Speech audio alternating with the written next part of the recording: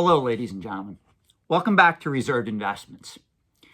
And we have to talk about certain individuals that are attempting to manipulate a lot of the Timmies, Kimmies, and Poindexters out there by trying to get them to part with their hard-earned money under the guise that they can make a lot of money just speculating on certain individual collectibles. Let's word it that way. Then we'll get more in depth. We'll get more granular as this goes along.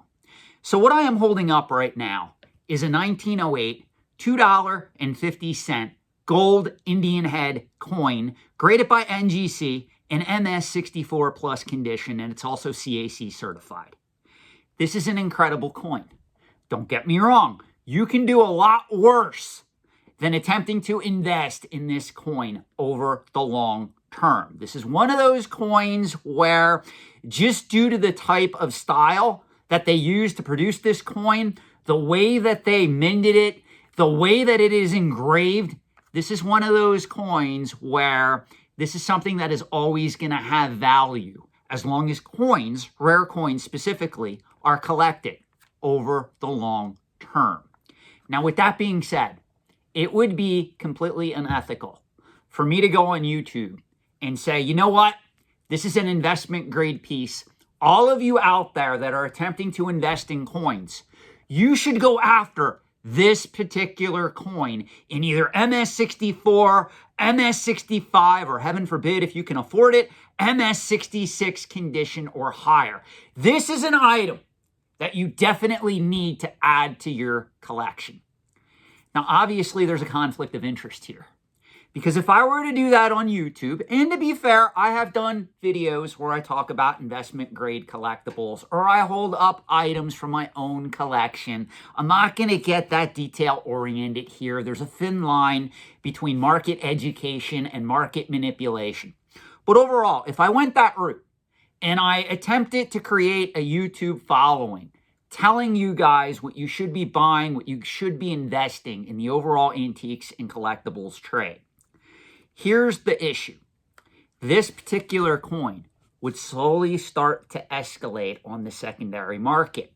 And what I could do as a person who is just sitting here already who owns this particular coin, I could easily sell into the hype and I could profit substantially from giving you that advice.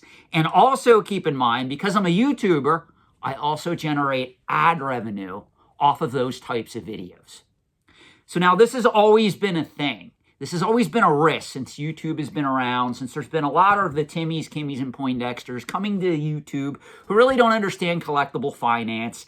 They do not understand how these markets work, and they continue to pump hype in a lot of these collectibles, whether it's on the pop culture side of the trade, even in certain instances, if it is on the more antique side of the trade. I've seen both examples of this.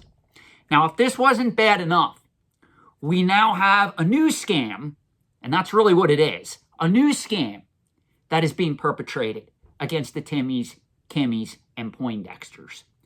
And this new scam revolves around certain people in the sports card business, in the Pokemon trading card business, even in the comic book business, that are utilizing what they call artificial intelligence to generate lists of sports cards that you guys should be going after because the price is going to escalate in the near future. This is kind of almost on par with a pyramid scheme, because here's how this scam works. Obviously, the individual that is telling you you can make a lot of money just buying into his program for $99.95 a month to get this list of sports cards or Pokemon cards or whatever it is that you can invest in, they have the advantage because what they're doing is they're generating the list on their end. So without anybody realizing it, what they're doing is they're generating a list of these cards, and usually these cards, if it's sports cards, it's going to contain either some of these mass-produced serialized cards that you're going to have to pay a premium to get in the secondary market, or it's going to be centered around rookie cards based on your favorite players. What they're doing is they're buying up a lot of these cards. Then on the other end, they're selling their starry-eyed, stupid customers this worthless list of cards, telling them that if they go and they look for these cards, they can make money. Well, what happens now is, because all those Timmies, Kimmies, and Poindexters are going onto the secondary market, trying to locate those cards, because of demand versus supply, demand goes up, supply goes down, your prices escalate, all those cards start to go up in value because there's more interest in them now. Now, unbeknownst to the Timmies, Kimmies, and Poindexters on the other end that are just going into the market, they paid their money to get their list, this particular individual then starts selling into the market to capture those gains. Do you see how this scam works? If anybody comes to you and ever says they have a system, they have a process, they have a method for making money in antiques, collectibles, Bitcoin, meme stocks, any type of investing, please know, guys, it is 100% guaranteed to be a scam at best. At worst, it's probably going to be some form of a Ponzi scheme or an MLM, multi-level marketing scheme, where in most cases, you're not going to get back your original investment, let alone the time that you put forth to believe in that scam. Please understand, in the year 2024, without any regulation in a lot of these markets, or I should say limited regulation in most of these markets, there are a lot of shady characters acting in the overall antiques and collectibles trade at present time, telling you that these markets are ripe for investment. I've said this before and I will say it again. The antiques and collectibles trade, you can make money in these markets over the short term. You can make money in these markets over the long term. I engage in both. But it cannot be your largest financial holding. You diversify into antiques and collectibles. It should never, ever be the main course. I have been contacted by so many shady individuals, by so many shady companies since I started this particular channel, where they are now offering me tens of thousands of dollars to promote their latest Ponzi scheme, to promote their latest collectible scheme, where they claim that they can predict the market and they can generate lists of comic books, coins, Lego sets, Pokemon cards, rare whatever that you guys should be buying into. And if you follow their advice, you're going to make money. Not understanding how supply and demand works, if you do follow their advice, all you're going to do is give them free money, free ad revenue, and they're going to be the ones that are making money on the back end off of your stupidity. Please note, you will never, ever see my name attached to any of these companies. If you do, I want to assure you that you should be emailing me at reservedinvestments@gmail.com, and I will tell you firsthand if I am affiliated with that company, with that individual, or with that person. Because as my channel grows, I am seeing certain questionable posts on collecting forums, Facebook groups, and the like, where they're attempting to use a phrase, collectible expert Sean Cermak utilizes this same system, or reserved investments of YouTube fame, whatever the hell that means, because I only have like 16,700 subscribers at count, utilizes this system for picking rare comic books, coins, Pokemon cards, action figures, toys, whatever it is. I assure you, if I had a super secret system that I could utilize where I was guaranteed to 5 or 10 or 20 times my money on anything I invested in, do you think I would come to YouTube or the internet and share it with you guys? My consulting fees are $50 an hour, and it doesn't matter if you work at Walmart or if you're an executive vice president of a hedge fund who wants to utilize my services.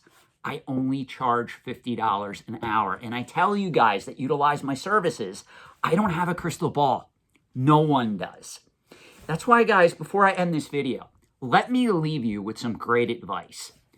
When it comes to investing in the antiques and collectibles trade, if you ever feel pressured, or if you're working with a dealer, or you're working maybe even in certain cases with an auction house, and they tell you, hey, we need to know tomorrow your answer on consigning this collection, or the dealer says, hey, I only have one of these in stock. The last time I got one was several years ago. I need to know right now if you're willing to buy this particular item off of me. If anybody ever uses high pressure sales tactics in the antiques and collectibles trade, in all honesty, your best course of action is to do nothing. And that's really what I tell a lot of my high profile clients that come to me. Sean, you know what? I don't want to miss out on this auction. I just started to notice that these particular items that I'm going after, whether it's graded video games, whether it's rare gemstones, whatever it is, they're starting to escalate in value. I will literally tell these people, you need to pull back. The best course of action when we are talking about investing in truly speculative assets, whether it's Bitcoin, whether it's gold, silver, comic books, collectibles, whatever it is, usually your best course of action is to do nothing. And if you look at the statistics with how many people can make money consistently in the antiques and collectibles trade alone over the long term, you will see that a simple S&P 500 index fund, a simple total stock market index fund, can beat out 97 to 98% of all those investors. The data is readily available. If you know what you're searching for on Google, you can find all this information. You can find a plethora of information about not only investing in the antiques and collectibles trade, but also comparing investments in the antiques and collectibles trade to that of traditional financial assets, even real estate. You can find graphs out there that show the gains in real estate versus that of certain categories in the overall antiques and collectibles trade. Now, on that note, we are going to be doing more videos in this same vein, in this same series, because one of the things that's driving me nuts right now is I'm seeing a lot of other YouTubers putting forth incorrect information where they can create a market index devoted to Pokemon cards or comic books or even rare coins, which there already is, spoiler alert, a market index devoted to rare coins, and it is extremely flawed. So I am going to be doing more videos on understanding why market indexes based on popular antique and collectible categories do not work. They have never worked. Going back to the 1980s, when Sotheby's and Christie's started to attempt to chart the high-end art market, and they would use certain indexes that are no longer being used today because they failed miserably. We have to have ongoing discussions about this. Please use caution out there, guys. At the end of the day, I've said this. You guys are better off. This includes me, everyone else out there, diversifying into antiques and collectibles.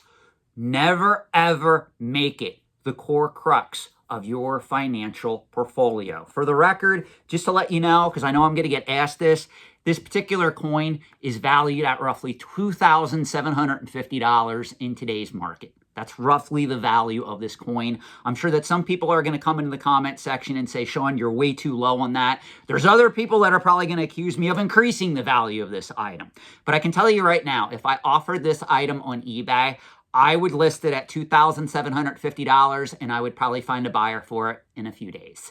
And no, for the record, please don't email me. This coin is from my personal collection. It is not for sale at present time. I'm just using that as an example. Please learn from this, guys. There is no such thing as a Konami code, a secret hack to life, or the antiques and collectibles trade, or investing in finance, business, or even relationships and dating. Understand, if you want to make these things work for you, you got to work at it, you got to grind at it, and you just chip away at it a little at a time. And that's how you build wealth. That's how you work on yourself, your status. That's how you become just a better overall person, a better investor. That's the secret to life. It's baby steps. A lot of you guys, you think that your problems are going to be solved if $1 million falls from the sky and lands in front of you. I assure you, that's going to be the start of many problems if that happens to you. More on that in more upcoming videos. Thank you for your time and have a great day.